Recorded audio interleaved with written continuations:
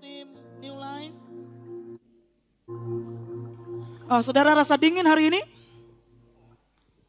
Sangat dingin sekali. Teman-teman yang dari Life Youth, dari Tunas Harapan, ada yang kehujanan? Wow, hari ini sangat luar biasa. Ruang ibadah yang ada di Tunas Harapan full. Dan leader harus berdiri dan I appreciate that. Karena teman-teman memberikan penghargaan yang luar biasa kepada jiwa-jiwa yang datang untuk mencari Tuhan. Amin. Hari ini kita akan belajar sesuatu dari firman Allah dan saya percaya firman ini akan membawa kelepasan kepada kita. Karena firman ini berhasil menobatkan diri saya kemarin di dapur. Dan saya bersyukur kepada Tuhan untuk firman yang sangat berharga ini tentang harga diri atau self-esteem yang kita sering dengar di beberapa tempat di bagian ilmu pengetahuan dan beberapa seminar Bapak Saudara ya. Dan ini merupakan bagian yang sangat penting yang kita perlu tahu karena kalau kita nggak tahu harga diri kita, maka dunia akan memberikan harga kepada dirimu. Kalau kita nggak tahu siapa diri kita, maka orang akan berkata kepadamu tentang siapa dirimu. Tapi kita nggak boleh mendapatkan dari sumber manapun juga selain dari sumber Dia yang menciptakan kita. Amin. Saudara siap untuk itu? Nah, Bapak Ibu Saudara yang kasih dalam Tuhan, harga diri atau penghargaan diri manusia dituliskan itu adalah sebuah kebutuhan hari-hari ini. Perasaan dihargai itu adalah sebuah kebutuhan. Nah, dalam teori kebutuhan needs theory dari Maslow menuliskan, kalau saudara tahu ini ada sebuah piramida yang dibuat, bisa munculkan slide-nya? Oke. Ada tahapan-tahapan kebutuhan manusia, kalau yang paling bawah sudah dipenuhi, makanya yang atas akan menjadi kebutuhan yang selanjutnya. Dan kita menemukan bahwa ilmu pengetahuan mengajarkan self-esteem atau penghargaan diri itu cukup dibutuhkan oleh manusia. Nah yang aneh adalah begini Bapak Saudara. Manusia kita setuju bahwa kebenarannya adalah Tuhan menempatkan manusia sebagai ciptaan yang paling mulia. Yang setuju katakan amin. Tuhan menempatkan di awal penciptaan bahwa nilai manusia itu tertinggi daripada ciptaan yang lain. But why we need that? Kenapa kita perlu dihargai? Kenapa penghargaan diri itu menjadi sebuah kebutuhan? Padahal pada saat penciptaan manusia, Tuhan sudah menaruh nilai di situ. Kalau saya butuh minum, berarti saya nggak punya minum, betul nggak? Kalau saya butuh uang, berarti saya nggak punya uang. Kalau saya butuh penghargaan diri, berarti saya nggak punya harga diri. Dan ini kontradiksi dengan pada awal penciptaan. Saya renungkan ini nggak masuk akal. Kok saya butuh dihargai ya Tuhan? Padahal Engkau sudah menaruh nilai dalam hidup saya. Pada awal Engkau menciptakan manusia. Akhirnya karena ini merupakan sebuah kebutuhan. Orang mulai mengusahakan. Orang mulai mencari. Orang mulai berupaya bagaimana caranya memenuhi kebutuhan yang satu ini. Dengan berbagai usaha. Dan bahkan sebaliknya. Orang marah. Orang bereaksi ketika dia dilangkahi, ketika dia nggak dihargai, ketika dia dicuekin. Orang mulai merasa tersinggung. Kenapa? Karena ada sesuatu yang diambil daripadanya. Berapa banyak orang yang tersinggung? Dulu disuruh main drum. Belakangan, oke mulai hari ini kamu jangan main drum lagi ya. Itu harga dirinya langsung jatuh. Saudara. Makanya orang marah. Kenapa orang tua lagi duduk kalau ada anak muda yang lewat nggak disapa, nggak di permisi oma, opa, tante, om. Ini orang anak muda sekarang kurang ajar katanya. Why? Karena ada harga diri, saudara. Dan yang parahnya begini, orang berjuang memenuhi kebutuhan untuk sebuah harga diri, sebaliknya ada reaksi marah, kesel, kecewa, karena ketika tidak dihargai. Jadi ada orang menutupi harga dirinya dengan nikah sembarangan.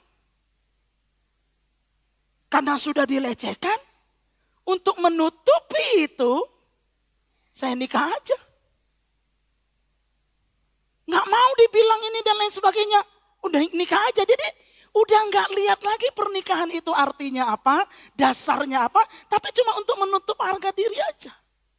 Orang tua seringkali memaksa anak-anak untuk menikah dengan dasar pernikahan yang nggak kuat. Kenapa? Nggak mau malu orang tuanya. Nah, karena ini sebuah kebutuhan, pertanyaan yang penting sekarang ini adalah bagaimana kita memenuhi kebutuhan itu.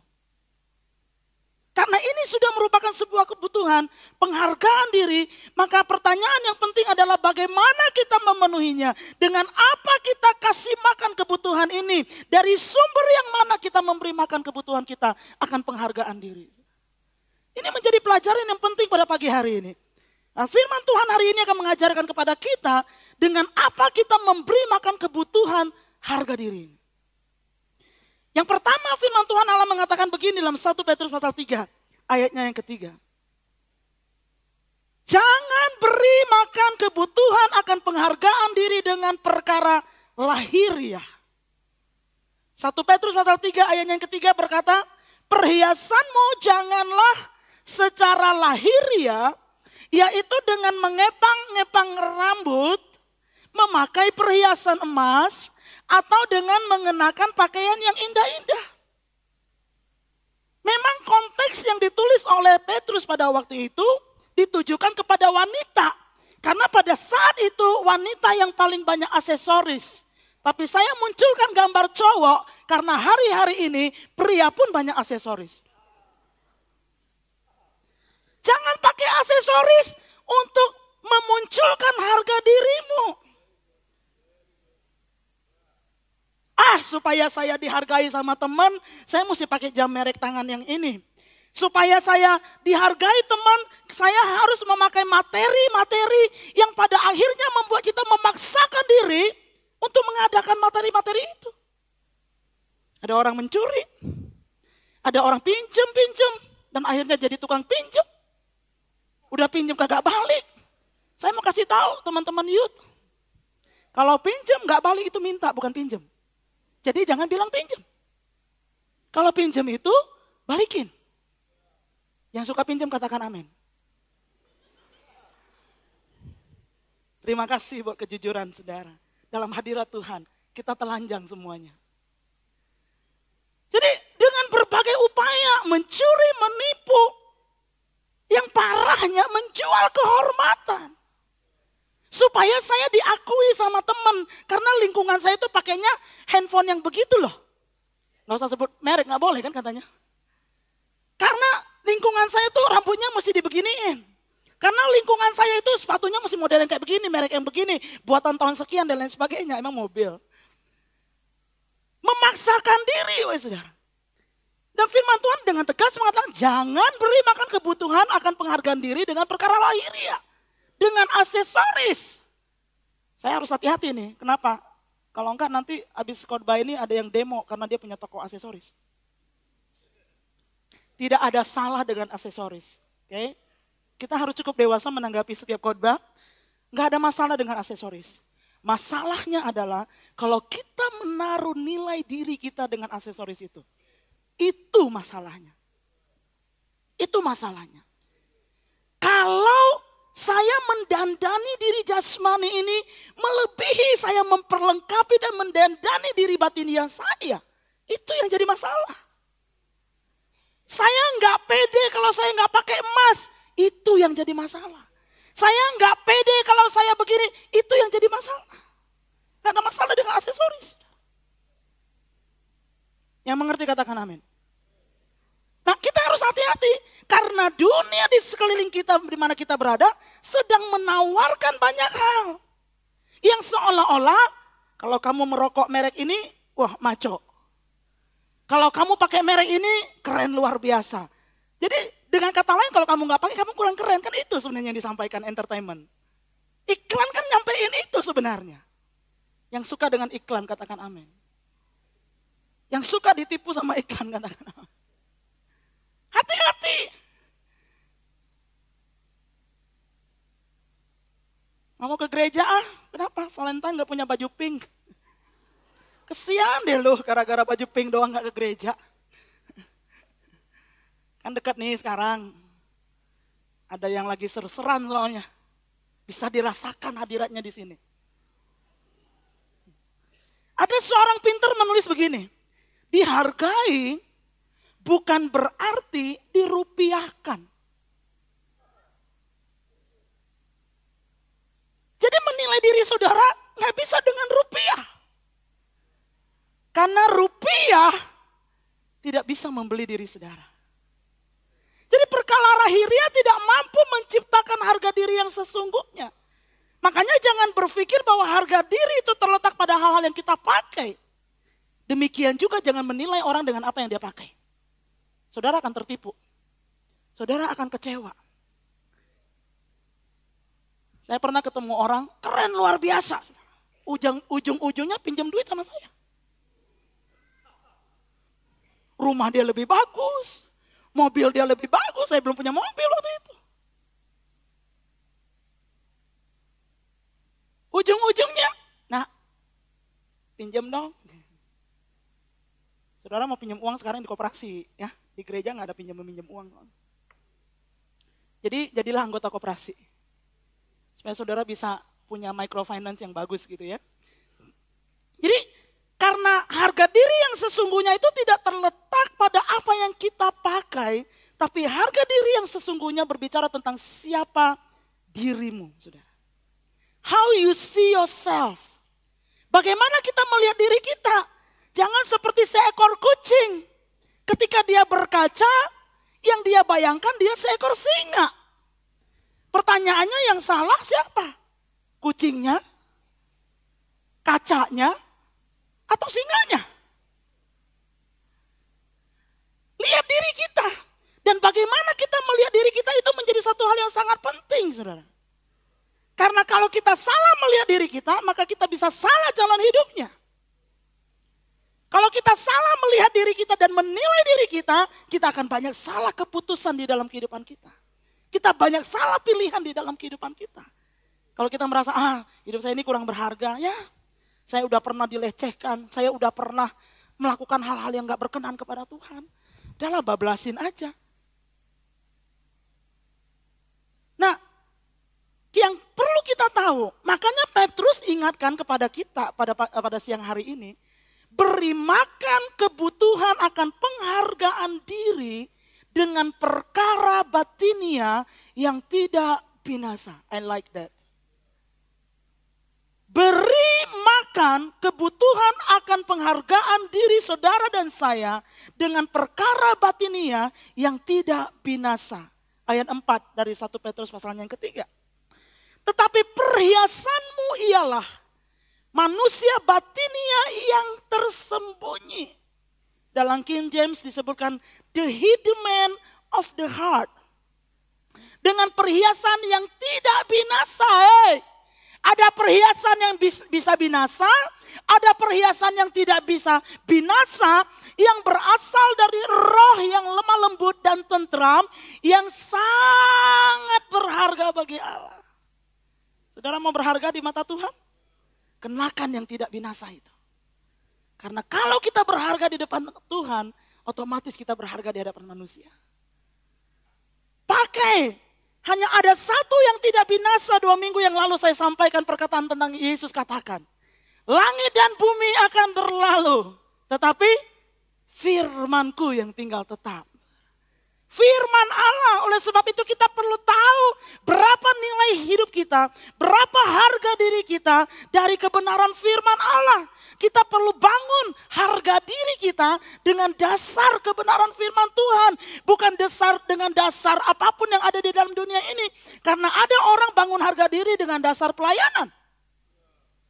Saya merasa berharga kalau saya diajak main di mimbar. Wih, berharga banget. I tell you, itu bisa diambil. Bangun harga diri dengan emas, jabatan, itu bisa digeser. Nah, firman Tuhan katakan, jangan bangun harga dirimu di atas dasar yang salah. Cik, tahu nggak Cik? Di TH itu, anak kelas 12, yang itu paling cakep Cik. Paling ganteng sedunia. And guess what Cik? Aku menjadi miliknya sekarang. Wih, rasa bangga kemana-mana. Kenapa? Ganteng orang ganteng soalnya. Tahu nggak Cik? Itu cewek secantik sedunia tuh Cik. Bukan cuma di TH. Bukan cuma di BI Cik. Oh, di Sebogor itu pokoknya paling keren deh Cik. And guess what? Dia menaruh kepalanya di bahu saya Cik. Hatinya langsung berbunga. Tadinya jalan nunduk, sekarang berdiri tegak. Kenapa? Di sampingnya cowok ganteng. Di sampingnya cewek cantik. Pastor Arif kemarin bilang apa? Bukan milikmu. Milik bapaknya. Bisa diambil. Secantik-cantiknya dia, umurnya ada di tangan Tuhan. Seganteng-gantengnya dia, umurnya ada di tangan Tuhan. So, youth, jangan bangun harga dirimu dengan cowok yang ganteng, dengan cewek yang cantik. It will not last. Harga dirimu akan jatuh sekali-sekali. Apalagi begini, ya baru sebulanan jadi, tahu-tahu dia pergi sama teman baik gue. Aduh, sakitnya tuh di sini tuh. Baru sebulan, kan kemarin baru bilang oke. Kenapa sekarang jadi ganti? Kan firman Tuhan sudah bilang. Jangan menghiasi dirimu dengan hal-hal yang lahiriah. Tapi hiasi dirimu dengan perkara batinia yang tidak binasa, yaitu firman Allah. Bangun harga diri kita di atas dasar yang benar. Apa dasar yang benar tentang harga diri kita? Yang pertama, dasar keberhargaan diri kita yang nomor satu adalah bahwa saudara dan saya diciptakan dalam rupa dan gambar Allah. Ayatnya masih belum berubah tuh. Alkitab udah berapa ribu tahun usianya. Masih belum berubah. Masih ada sampai hari ini. Dan ini yang menjadi dasar harga diri kita. Jadi saudara lihat teman di sebelahmu. Bilang sama dia, walaupun hidung gua pesek, tapi ada rupa dan gambar diri Allah di dalam saya. Walaupun saya enggak cukup tinggi, tapi ada rupa dan gambar Allah di dalam diri saya. Walaupun mata saya udah sebelok-beloknya masih tetap sipit. Walaupun ada banyak walaupun kalau saya ada di tempat yang gelap hanya gigi gue yang kelihatan. Tapi ada rupa dan gambar Allah di dalam diri saya. That's made the difference. Okay? Itu yang bikin kau tuh selalu berharga dan saya bersuka cita. Pusing amat dengan hidung saya. Nggak bisa diapa-apain. Ada yang nyeletuk, bisa dioperasi. Saya dengar dari sini. But that is not God made, it's you made. Dan harga diri ini membuat kita seharusnya yakin di dalam diri kita. Sejelek-jeleknya fisik saya, sejelek-jeleknya memang sesuatu yang saya nggak bisa rubah. Memang dari situ saya lahirnya seperti itu. Tingginya cuma 1,2. Padahal pengennya sih 2,1. Ketinggiannya. Tapi ada rupa dan gambar Allah di dalam hidup saya. Sehingga kita bisa berkata seperti Daud berkata, saudara. Daud itu pendek loh. Memang firman Allah bilang dia itu kemerah-merahan, elok. Wajahnya, tingginya mah kagak.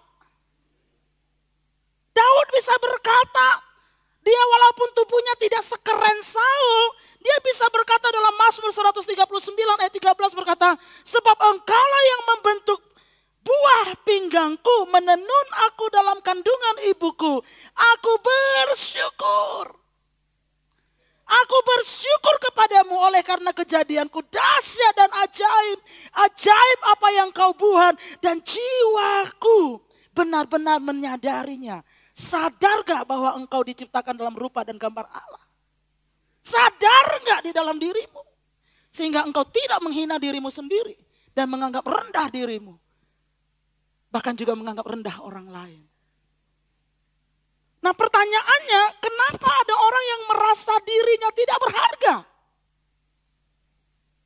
Kenapa? Walaupun kita diciptakan dalam rupa dan gambar Allah, tetapi bahkan orang Kristen sekalipun seringkali merasa dirinya tidak berharga. Saya mau tunjukin kepada saudara-saudara pada siang hari ini. Dosa jawabannya. Kejatuhan, the fall. Yang terjadi sejak zaman Adam. Mari kita lihat Kejadian pasal 3. Sudah lihat gambarnya? Ini yang benar. Adam dan Eve. Jadi nggak ada Adam dan Steve. Ya, Adam and Eve. Ingat baik-baik itu. Oke, in case saudara lupa, karena kita akan belajar LGBT akhir bulan nanti. Maka terbukalah mata mereka berdua dan mereka tahu bahwa mereka telanjang. Lalu apa? Mereka menyemah daun pohon ara dan membuat cawat. Ketika mereka mendengar bunyi langkah Tuhan Allah, ya berjalan-jalan dalam taman itu pada waktu hari sejuk. Kayak hari gini lah kira-kira ya, di kebun raya gitu. Bersembunyilah manusia dan istrinya itu terhadap Tuhan Allah di antara pohon-pohonan dalam taman. Pertanyaannya, kenapa dia harus malu? Kenapa dia harus bersembunyi? Karena dia merasa dirinya nggak berharga. Karena dia merasa dirinya berdosa. Karena dia merasa dirinya nggak layak. Ada malu dan bersembunyi. Menutupi diri dengan daun pohon ara. Dia menutupi ketelanjangannya. Dia menutupi rasa bersalahnya. Dia tahu dirinya nggak pantas. Dia tahu dia tidak layak. Dan itu yang sering dilakukan oleh orang-orang hari-hari ini. Merasa diri nggak layak. Akhirnya apa? Contreng setengah inci. Merah 2, hijau. Kalau pakai lipstick, 1 stick itu, seminggu bisa habis.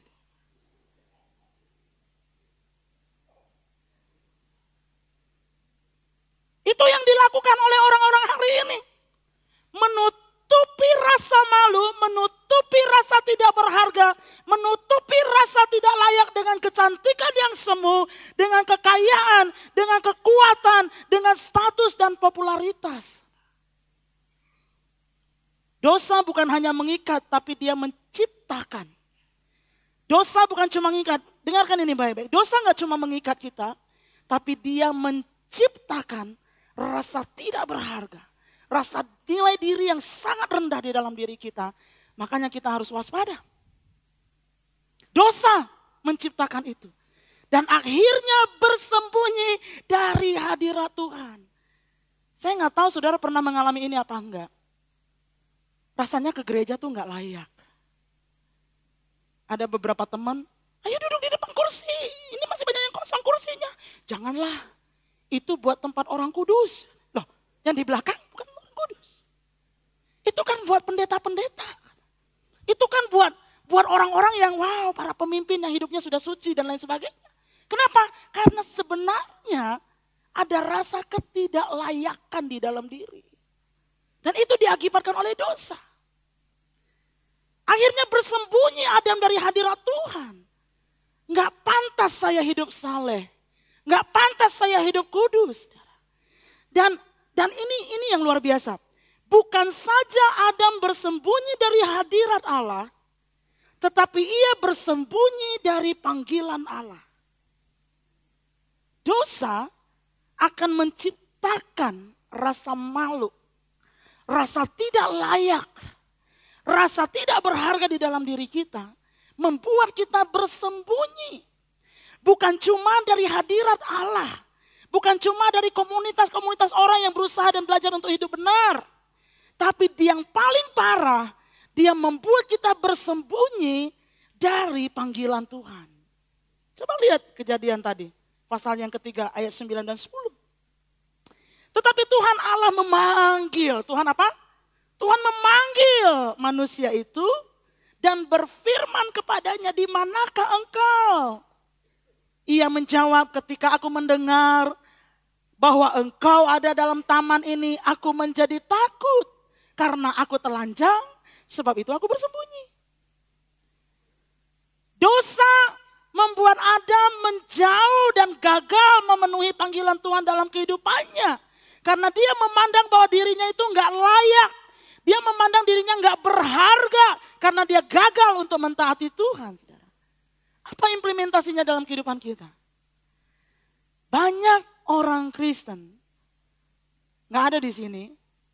Karena saya yakin enggak ada yang akan ngaku sekarang, nanti setelah firman Tuhan berdoa pasti akan ngaku di hadapan Tuhan.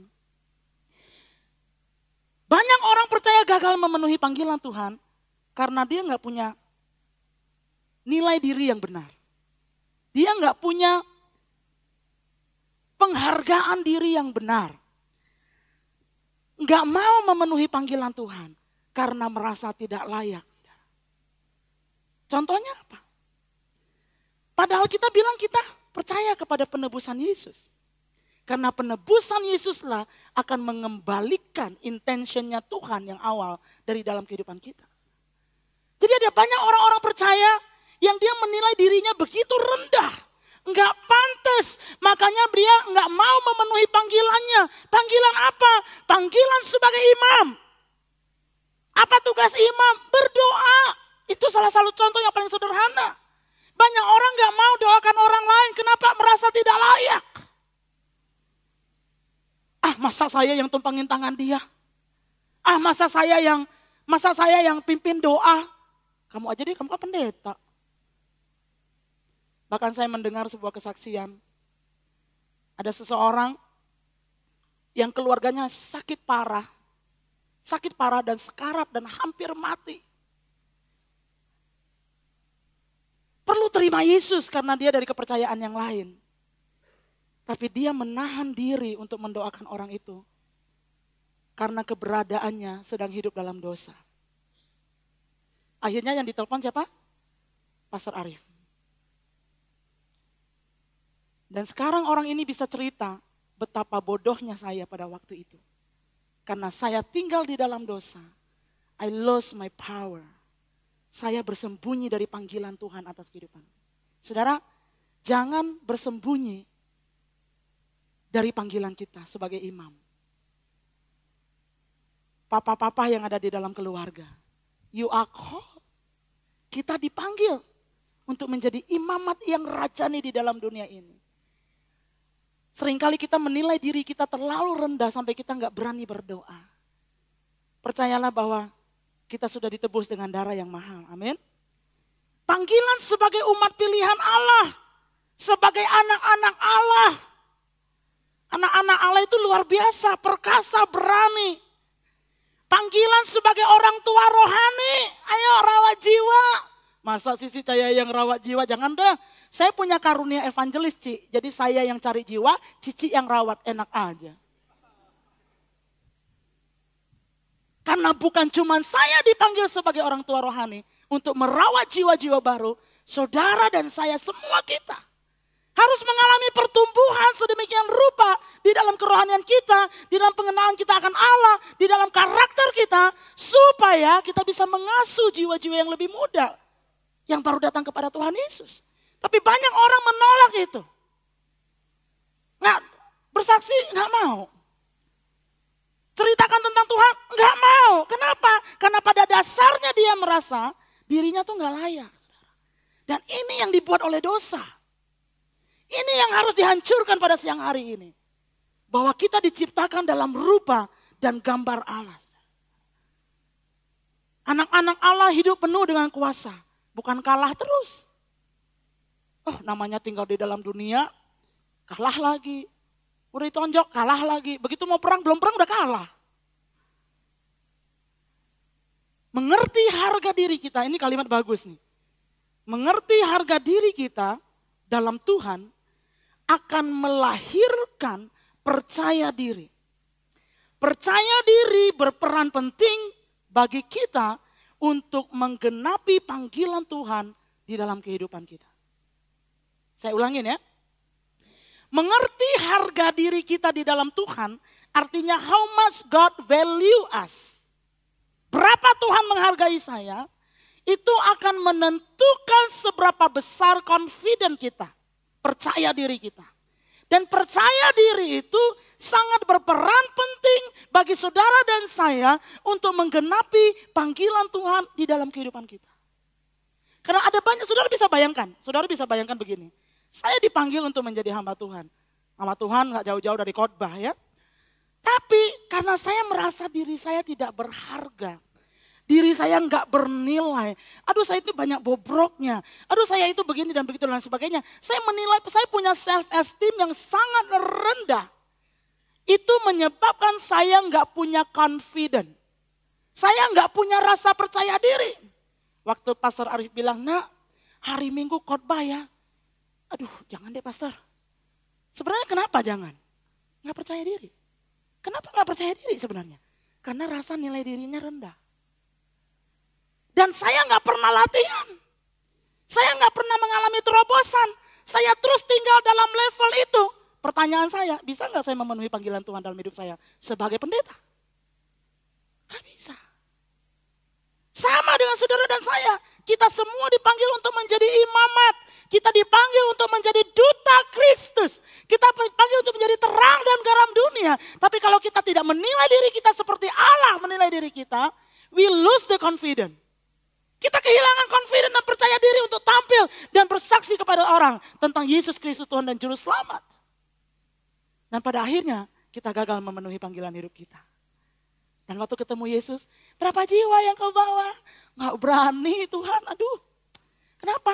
Yang gitu deh saya lahir dari kampung, saya gak berpendidikan tinggi. Saya gak kayak tetangga saya, dia S2, saya S3.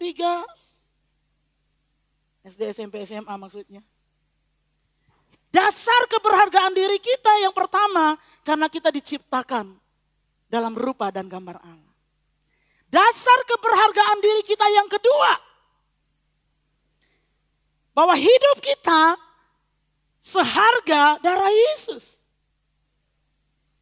Seharga darah Yesus. Sebutkan bersama, seharga darah Yesus. Darah itu bicara tentang hidup. Jadi kalau Yesus sangat berharga bagi Bapa di surga, saudara juga sama. Berharga bagi Bapa dalam surga. Berharga.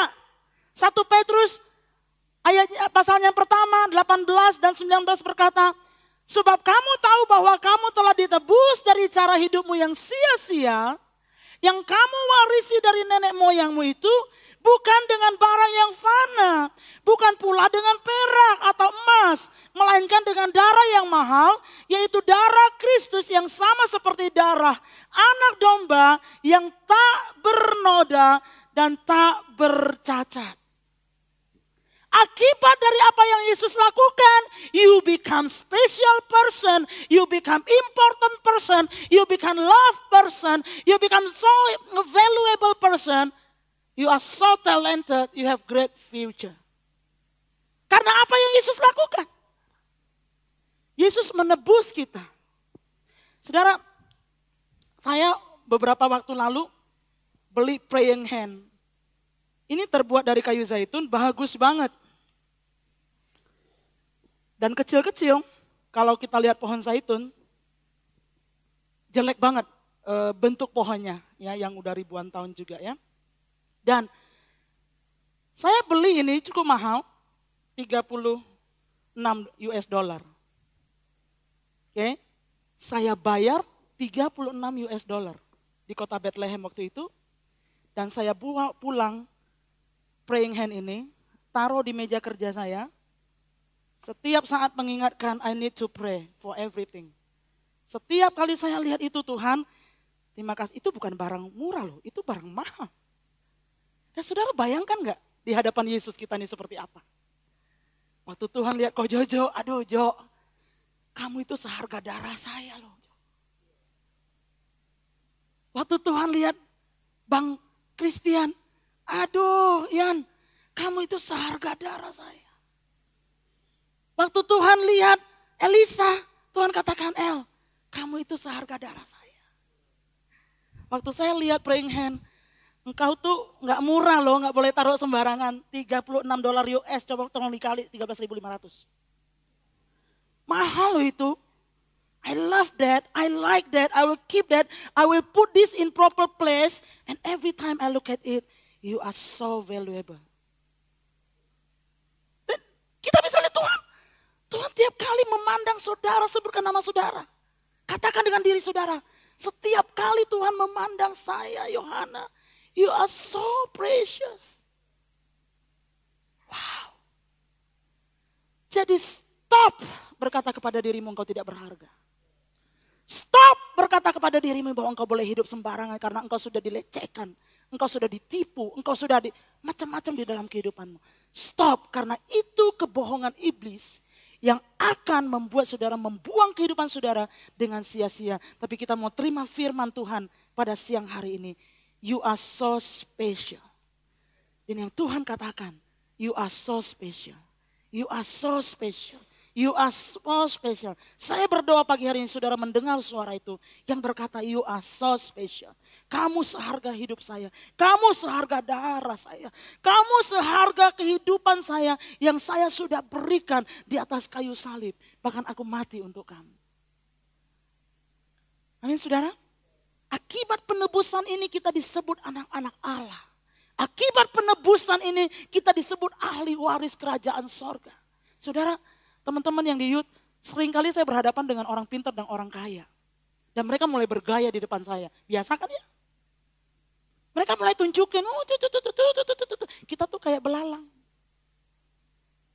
Saya pernah ngalamin itu. Dan dalam hati saya, gila nih orang. Kayaknya dunia milik dia, gua kagak ada ini. Tapi firman ini merubah seluruh paradigma. Kalau saya ketemu yang kayak begitu, dalam nama Yesus papa gue lebih kaya dari dia. Dalam nama Yesus, apa yang lu punya itu punya bapak gue. Aman. Kenapa? Tuhan bisa kasih sama dia, Tuhan juga bisa kasih sama saya. Karena bapak kita bapak yang adil, betul. Tapi bukan itu harapan kita. Bukan itu. Tapi yang paling penting kita tahu siapa diri kita. Tahu siapa papa kita yang sesungguhnya. Bapa yang kekal, yang punya langit dan bumi. So, jangan merasa insecure. Jangan merasa, aduh, gak enak nih kalau ketemu dia, aduh, gitu. Saya mau mengajak Bapak Ibu Saudara dan youth, tegakkan kepalamu dan lihat masa depanmu. Karena dia yang mendebus kita ada bersama-sama dengan kita. Dia memberikan seluruh kehidupannya. Dia bahkan memberikan warisan surga. Apa yang saudara butuhkan? Apakah Tuhan gak punya? Tuhan punya. Dan dia sudah siapkan untuk saudara dan saya. Jadi jangan tinggal dalam dosa. Jangan tinggal dalam dosa karena dosa akan membuat harga dirimu jatuh.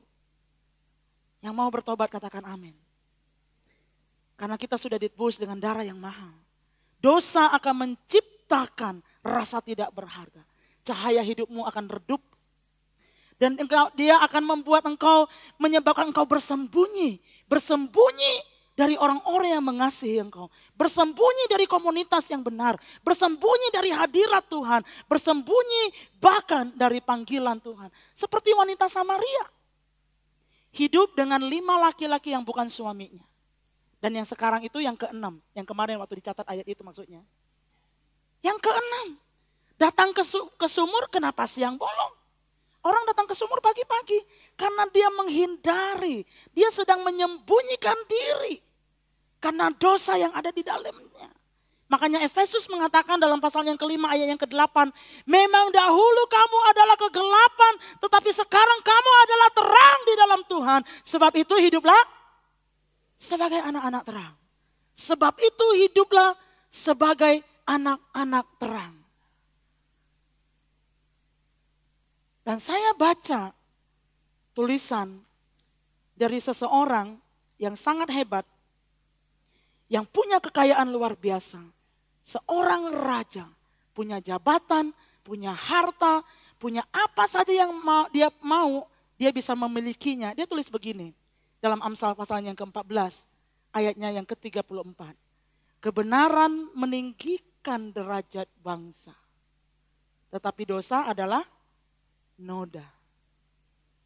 Yang mengangkat harga dirimu bukan hal-hal yang lahiriah yang kau bisa sentuh. Tapi yang mengangkat dirimu dan diriku adalah kebenaran Tuhan. Bahwa kita diciptakan dalam rupa dan gambar Allah. Bahwa kita senilai dengan hidup Yesus. Mari datang kepada Tuhan pada siang hari ini.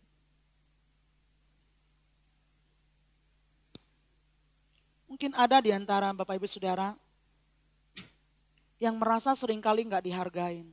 Atau teman-teman youth, saudara sudah berusaha, tapi kurang dihargai sama orang tua. Kurang dihargai sama kakak-kakak. Kurang dihargai mungkin sama gereja. Kurang dihargai mungkin suami kurang menghargai istri. Anak-anak di sekolah mungkin kurang dihargai sama guru-guru. Padahal kalian sudah berusaha luar biasa. Kurang dihargai sama pengasuh. Saudara yang bekerja sebagai pegawai, saudara mungkin kurang dihargai pekerjaan saudara. Kurang dilihat. Kurang diapresiasi. Pada siang hari ini, dia ada di tengah-tengah kita. Dia yang berkata, you are so precious. You are so special. Dan biarkan kasihnya akan menyentuh kita pada pagi hari ini. Terima kasih Tuhan, haleluya. Nyanyikan pujian tadi, refnya saja. Renungkan kebenaran firman Tuhan. Masih adakah pikiran-pikiran yang merasa diri kurang berharga? Firman Allah sudah jelas berkata engkau sangat berharga. Ada rupa dan gambar Allah di dalam dirimu. Yesus mati untuk mengangkat kehidupanmu. Dan diberikan kemuliaan yang sangat besar. Terima kasih Tuhan.